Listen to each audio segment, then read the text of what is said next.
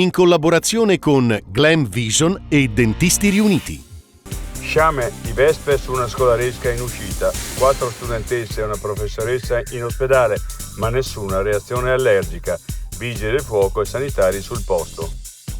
Sequestrato e derubato in casa l'imprenditore Gallizzioli, i carabinieri trovano l'auto della fuga, analisi sul veicolo mentre proseguono le indagini.